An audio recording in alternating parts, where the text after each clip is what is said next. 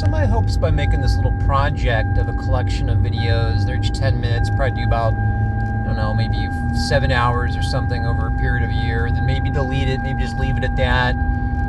And, this is for, 50 people to see in a year that will understand, maybe 10 people, maybe one person. The idea is to allow people who are awakening up to a new form of consciousness, becoming spiritual, embodying that lifestyle. I'm here to help them not freak themselves out, because there's going to be a large portion of people being called to be spirit workers who are going to be freaked out.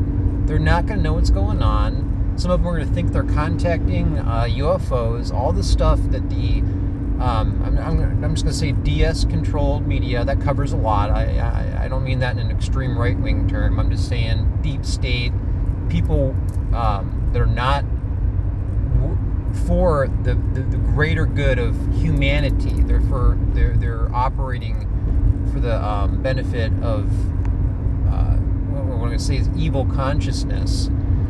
And the biggest challenge for spirit workers is pulling off those blinders and realizing a lot of the available material you can even read about mystery teachings and esoteric thought, you need to make the first steps yourself so that you're able to receive a stream to know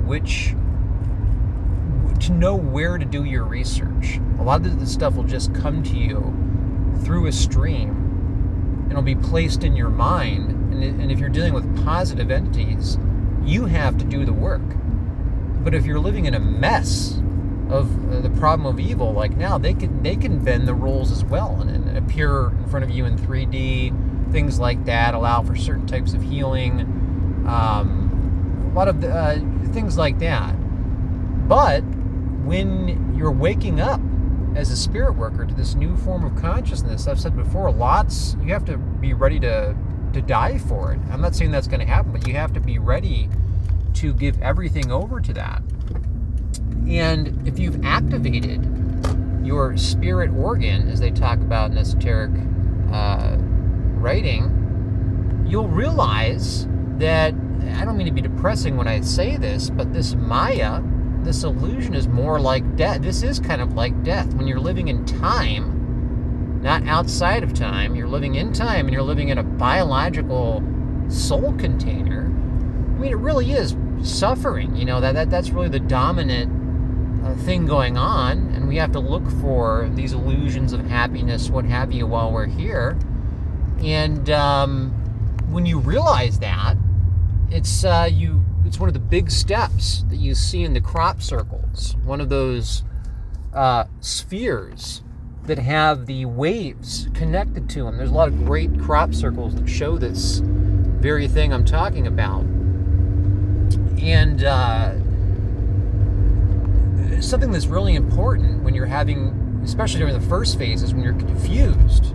When stuff started happening to me, I thought I was having UFO contact because I didn't know any better. I was saturated in whatever we're allowed to think about when we see phenomena we can't explain.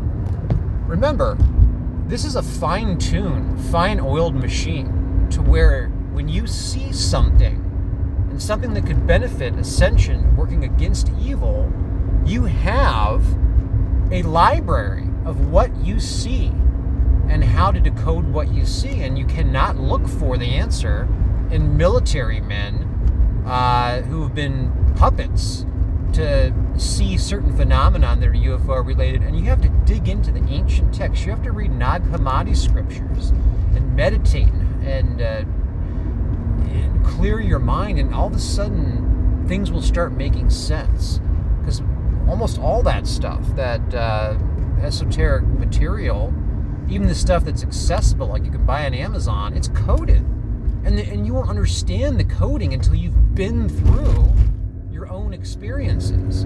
You have to put yourself through different variations of initiation. Well, let me get to my point.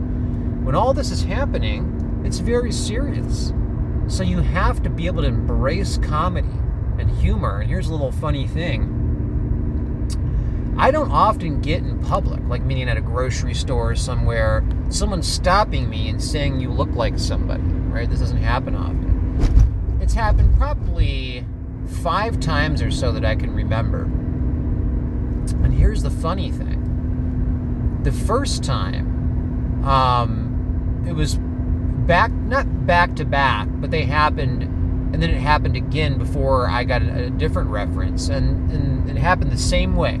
There was 2 older ladies, this is probably like 10 years ago that this happened the first time, and they stopped me, in the grocery store. They're like, you look like full, what is that? What was he like? Full House. And I'm thinking, oh, great. That's the one with Stamos. Here we go. I look like John Stamos. Here it comes. And they're thinking, they're going, Bob Saget. But, R.I.P., whatever. Of course, he's passed, funny guy. But I'm like, Saget? And this is like the first time I've ever been told I look like somebody. I'm like, okay, well, that's not the worst thing. I'm sorry it's not Stamos. But, and then in a completely unrelated situation at a place across town, different ladies, different store, they stopped me again. They're like, you look like, that guy, Bob Saget. And I'm like, what are the odds? What are the odds of that happening? Like the second time you're ever compared to somebody and you get Saget twice? So here's the third one. Oh no, there was something happened yesterday. That's what made me think of this. So this is the third one. This was like at the grocery store. It was that freaking Giant Eagle. The 2 old ladies. Again, I'm checking out. I'm bagging up my stuff, and they're like ecstatic. She's like, we just want you to tell you, or I want to tell you, you look like that guy. What's his name? When she's talking to her friend, Weird Al Yankovic. And they were, when they said that, they were like, that's it. Like a light bulb went up. Like that is a picture perfect comparison. Like it was so genuine. Like you totally believe them that this guy looks like Weird Al Yankovic. Again, nothing wrong with these artists. Just not, it's not somebody that, can I get somebody that's not universally strange looking? And yesterday, I'm riding my electric scooter around. There's an athletic track that's being redone in my town, and it's taken forever. And I grew up, I'm not really a track person. I like uneven ground, hills, and all that to get all the proper muscles when I jog outdoors. But sometimes track is good because it's easy to keep track of how you go around the thing 12 times, you know exactly what you're jogging. And I seen some people over there, 2 older people walking out of the track, and I stopped. I'm like, hey, is this going to be open for the public when it's done, or do you need a membership? And they're like, yeah, we think it's going to be open for the public. It's still got a couple more months. They're just doing some some people have access to it right now. Like they're having some kind of scrimmage in there. This guy stopped me. He goes, you know what, man? I'm like, what? You look like Donald Fagen. And I'm like, okay, another not attractive, very talented. I'm a huge Steely Dan fan. I don't listen to that much singer-songwriter stuff, but when I do it, it's usually the same person. I listen to their entire catalog. Yeah, I think Steely Dan, especially in the past couple of years, are probably one of my top 5 bands. They're not yacht rock, okay? Not at all. I mean, I don't know where that comes from. They've got some pretty heavy stuff and some pretty dark lyrics. I don't know why they're... So yeah, we get Donald Fagen. I'm like, you know what? It wasn't Weird Al, wasn't Bob Saget, and it is one of my musical heroes. I'll take it. Donald Fagen. I look like Donald Fagen. Okay, all right.